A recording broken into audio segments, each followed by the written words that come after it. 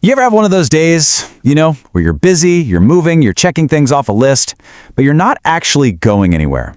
And at the end of the day, when things get quiet, there's just this emptiness. Well, today we're going to dive right into that feeling, and we're going to look at it through the eyes of one of the wisest people who ever lived, Marcus Aurelius. It's always this question, isn't it? It's the one that creeps in when you're scrolling on your phone late at night, or when you're driving home from work. You try to push it away, distract yourself, but it's always there, kind of bubbling under the surface, asking, seriously, what am I really doing with all this time? And here's the very first thing you need to get. That feeling of being lost, that nagging confusion, it's not a sign you're broken or failing. Not at all. Think of it more like a check engine light for your life. It's a signal telling you that something needs your attention. So where does that feeling even come from? Well, a lot of the time, it's because we're chasing what I call a borrowed compass. We think we know where we're going, but the direction we're following, it isn't really ours. It's an illusion. Marcus Aurelius just cuts right through the noise with this idea. He says, you could leave life right now. Whoa. Now that's not supposed to be dark or scary. It's meant to be a shot of adrenaline. It's a tool for clarity. It forces you to ask, if my time is limited, is what I'm doing today actually important to me? Because, let's be honest, most of us are just following a script we were handed. You know the one. Get good grades, get that stable job, make good money, and of course, make sure everyone else sees how successful you are. It's a path, for sure. But is it your path? And that's the rub. That's the conflict. You can do everything right, check every single box on that list, but on the inside, it just feels off. That little bit of friction, that quiet sense of emptiness, that is your internal alarm system screaming, hey, you're using someone else's map.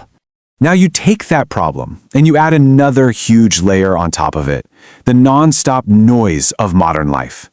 And this brings us to a pretty radical idea. Maybe you're not really lost. Maybe you're just constantly distracted. Marcus knew that our inner world basically creates our outer experience. It's not reality itself that causes us pain, he said, but how we think about reality, how we interpret it. And in today's world, our thoughts are being hijacked 1,000 times a day.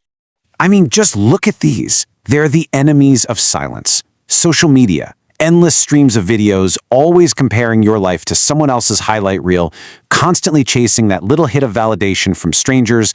There's no quiet. There's no space to hear what you actually think. So this is a really important shift. Let's redefine what lost means. Being lost isn't about not having a 5-year plan. It's about losing that connection with yourself because your own voice is being drowned out by all the noise. Okay, so what happens when you do get a rare moment of quiet? Well, that leads us right to the next big problem. The paralysis of choice. This overwhelming fear of making the wrong move, so you make no move at all. The Stoic solution here is just so brutally simple. If it doesn't feel right in your gut, don't do it. If it's not true, don't say it. Easy, right? But we complicate it. We're terrified to pick one path because that means we have to say no to 100 others.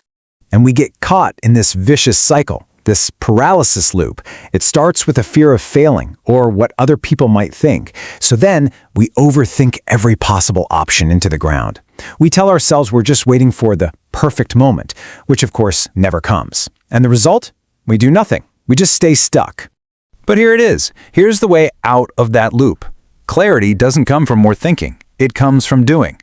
You don't figure it all out in your head and then finally take action. No. You take action, and that is how you start to figure things out. Which brings us to the final and honestly the most powerful section here. The real way out of this whole maze is to understand that purpose is not something you go out and find. It's something you have to build. This is it. This is the mindset shift that changes the entire game. Stop searching for your purpose like it's some lost treasure you have to dig up. It's not out there somewhere. It's something you create, piece by piece, day by day, with your own 2 hands. So how do you do that? How do you build it? You start ridiculously small.